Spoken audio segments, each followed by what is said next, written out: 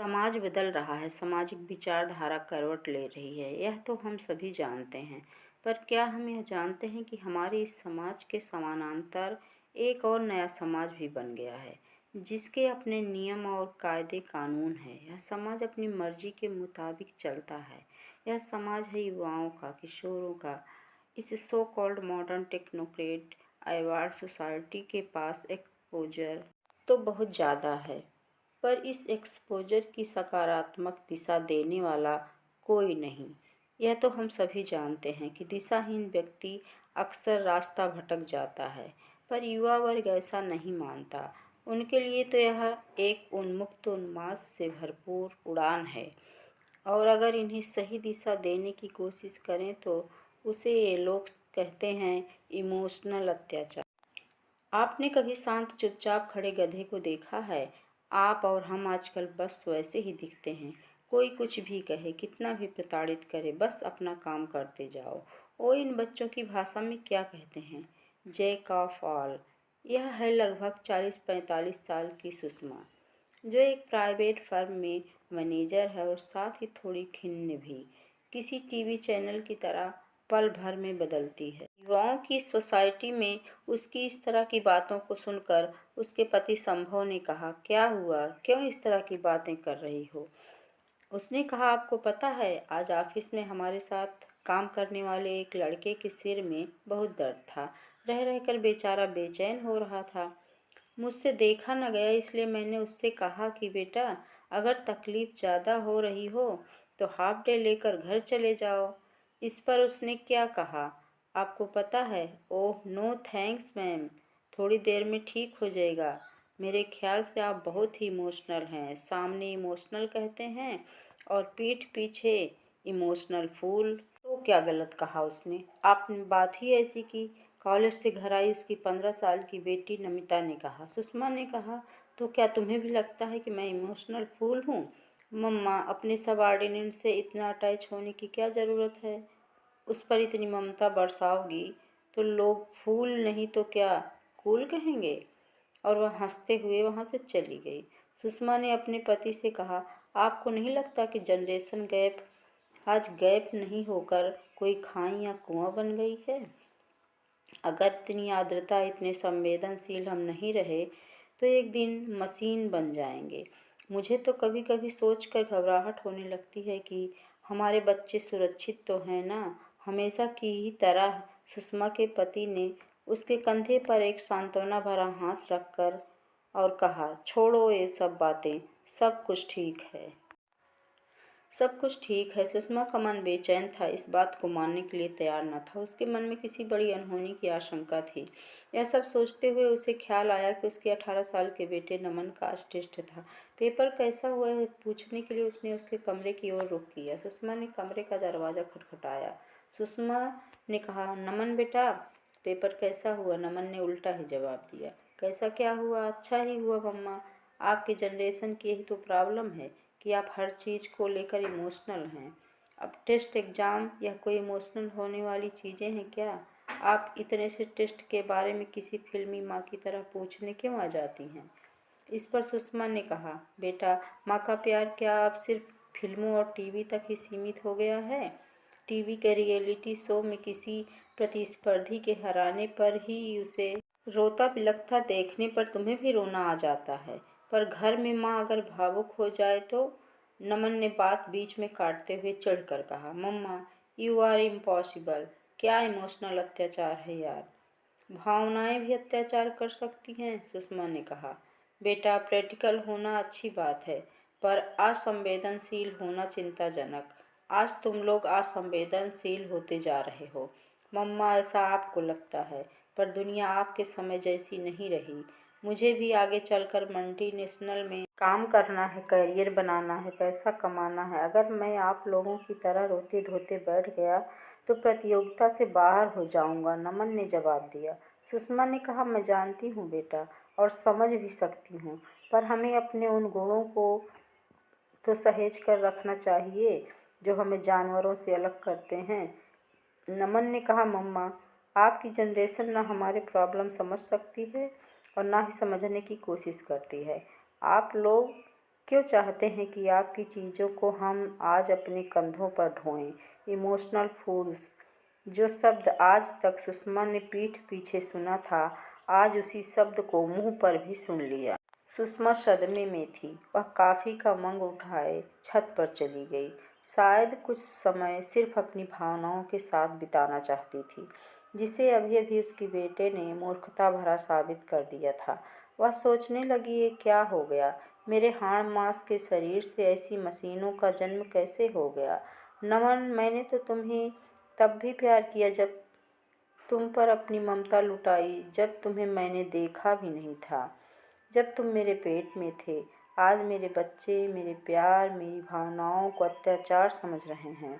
सुषमा बस सोचती जा रही थी, कहीं यह मशीनी शिक्षा मेरे बच्चों को स्कूल कॉलेजों से तो नहीं मिली, या फिर यह कोई विज्ञान का नया आविष्कार है जो मनुष्यों को मशीन बनाने में लगा है। अगर ऐसा होता रहा तो कुछ सालों बाद हम जैसे इमोशनल फूल्स सिर्फ वृद्धाश्रमों में दिखेंगे और घरों में रहेंगी यह मशीनें। आज सुषमा को विज्ञान की रीजनिंग पावर पर गुस्सा आ रहा था। वह सोच रही थी कि विज्ञान ने हर चीज़ का कारण बता दिया है और यह भी बता दिया है कि बिना कारण के कोई भी चीज़ नहीं होती है। अगर कोई रो रहा है या फिर खुश है तो विज्ञान झट से बता देगा कि इसके पीछे कौन सा केमिकल रिएक्शन काम कर रहा है। विज्ञान हम इंसानों को बख्श क्यों नहीं देता? कितने अच्छे दिन थे वो, जब इंसानों की भावनाओं की नमी उनके चेहरे पर भी झलकती थी और आँखों से बहती भी थी। तब लोग इन आंसुओं का सम्मान भी करते थे। मम्मा, मम्मा क्या सोच रही हो? नमिता ने अपनी मम्मा के अतीत प्रवास पर रोक लगाई। मम्मा, आपकी कॉफ़ी तो ठंडी हो गई। सुषमा ने जवाब दिया, हाँ बिल्कुल, तुम लोगों की ही तरह। तुम भी तो कितने ठंडे हो गए हो। भावनाओं की गर्माहट बिल्कुल ख़त्म हो गई है। नमिता ने कहा, छोड़ो ना मम्मा, मैंने आपके और नमन भैया की बातें सुनी हैं। कब तक आप ऐसे कुढ़ते रहोगे और हमारी पीढ़ी को कोसते रहोगे? सुषमा ने अपनी बेटी का हाथ अपने हाथ में लिया और कहा, बेटा, मैं क्यों कोसूंगी? इस नई पीढ़ी को जन्म हमने ही तो दिया है, हमारी अपनी है। मैं तो बस तुम दोनों को प्यार, विश्वास, संयम, सहजता, सरलता के उस समुंदर में ले जाना चाहती हूँ जिससे हमारी पीढ़ी तरबतर है। नमिता बोली, मम्मा, यह नावल वाले डायलॉग्स बस करो। आप क्यों नहीं समझती कि आज दुनिया बदल गई है? उसकी बात बीच में काटते हुए सुषमा ने कहा, कितनी बदल गई है बताओ? ऐसा क्या बदलाव आया है? इन 20 सालों में कुछ नहीं बदला नम्मू, तुम लोगों ने खुद को बदल दिया है। अपने आप को विचारों से, नैतिक अनैतिक के ज्ञान से, समाज से काट दिया है। तुम लोग आज सेल्फ सेंटर्ड हो गए हो, जिम्मेदारियों से कतराते हो, उन्मुक्त रहना चाहते हो, पर यह नहीं जानते उन्मुक्तता से उन्माद नहीं होता। हमारे वक्त की जगह पर प्रोफेशनलिज्म भी तो था ही, पर साथ में इमोशनलिज्म भी था। अगर किसी की तरक्की होती तो हम सब खुश होते, और अगर किसी को दुख है या मुश्किल है तो हम सब मिलकर उसकी मदद करते। आपकी कोई भी दलील मुझे कन्विंस नहीं कर पा रही है मम्मा, नमिता ने कहा। अगर हम अपने कलिंग की तरक्की से खुश और उसके दुखों पर रोते रहे तो हम तरक्की कैसे करेंगे? सुषमा ने कहा, तुम लोगों को आज खुद की सफलता से ज़्यादा विश्वास दूसरों की असफलता पर है। अपनी काबिलियत से ज़्यादा विश्वास दूसरों की नाकाबिलियत पर है। नमिता बोली, ओह मम्मा, बस करो, बात कहाँ से कहाँ पहुँच गई। मुझे लगता है आप स्ट्रेस में हैं और गंभीर रूप से किसी मानसिक बीमारी की शिकार होती जा रही हैं। हम कल ही किसी अच्छे मनोवैज्ञानिक के पास जाएंगे। इतना कहकर नमिता तो वहाँ से चली गई, पर सुषमा यह सब समझ नहीं पा रही थी। उसे ऐसा लग रहा था मानो भूतकाल और वर्तमान में कोई तालमेल ही नहीं रहा। वह अपनी ठंडी कॉफ़ी लिए नीचे उतर आई। अगली सुबह सुषमा नाश्ते के टेबल पर अनमने ढंग से बैठी हुई थी। उसके मन का द्वंद्व उसके चेहरे पर साफ नजर आ रहा था। सुषमा कुछ सोच रही थी, कहीं मैं ही तो गलत नहीं, कहीं नमन और नमिता की सोच सही तो नहीं। तभी सुषमा के पति ने आकर उसके हाथ पर हाथ रखा। संभव ने कहा, क्या हुआ सुषमा, तुम इतनी बेचैन क्यों हो? तभी नमिता अंदर से तैयार होकर एक बैग हाथ में लिए हुए बाहर आई। मैं अपने दोस्तों के साथ गोवा जा रही हूँ, उसने कहा। सुषमा ने पूछा, कौन दोस्त? नमिता ने जवाब दिया, मम्मा प्लीज़ आप इन सब से दूर रहो। पापा मैं 2 दिन में लौट आऊँगी। और मम्मा आती ही हमें डॉक्टर के पास जाना है, याद है ना? सुषमा को संभव ने समझाया। मैं तुम्हारी स्थिति समझ रहा हूँ, सब ठीक हो जाएगा। बच्चे बस थोड़ी स्वतंत्रता चाहते हैं और वह हमें देनी चाहिए। सुषमा ने सहमति तो जताई, पर वह अब भी बेचैन थी। देखते ही देखते 2 दिन बीत गए और दरवाजे पर दस्तक हुई। सुषमा दौड़ती हुई दरवाज़ा खोलने पहुंची। दरवाजे पर नमिता खड़ी थी। सुषमा ने उसे गले लगाया और कहा, तू ठीक है ना?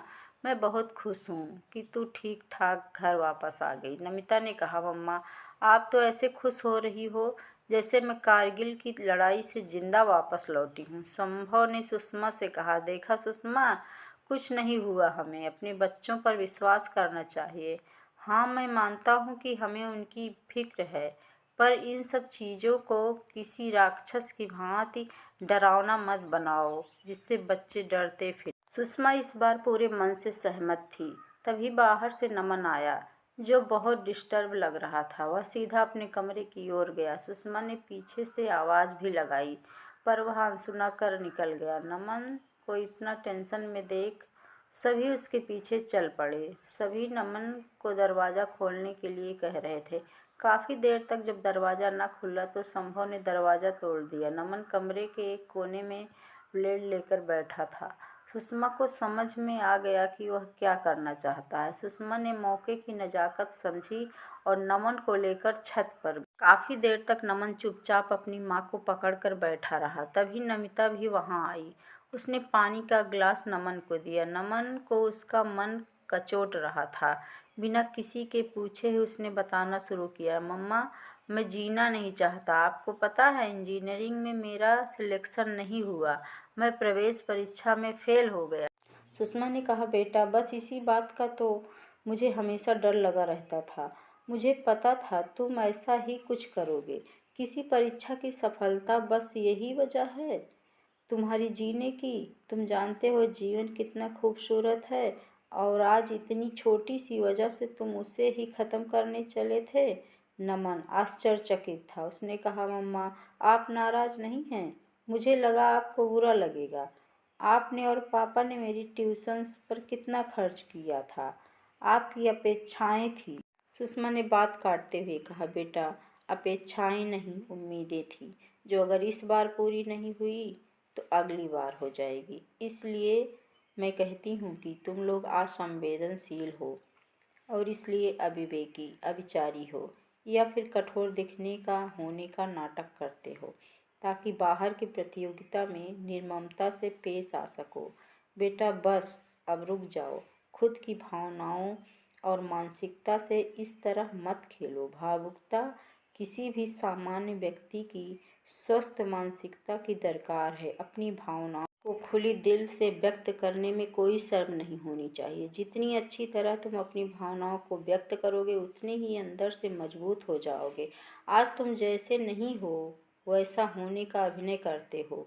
अपनी भावनाओं को अपनी ताकत बनाओ, उन्हें सुदृढ़ बनाओ। भावनाओं को दबाओ मत, उन्हें नियंत्रित करो। इससे तुम्हारी इच्छा शक्ति मजबूत होगी।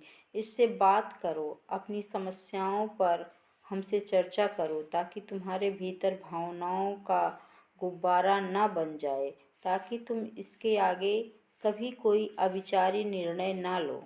सुषमा ने बात आगे बढ़ाते हुए कहा, बेटा तुम्हें हर वक्त यह याद होना चाहिए कि तुम्हारे साथ आज हम जुड़े हुए हैं।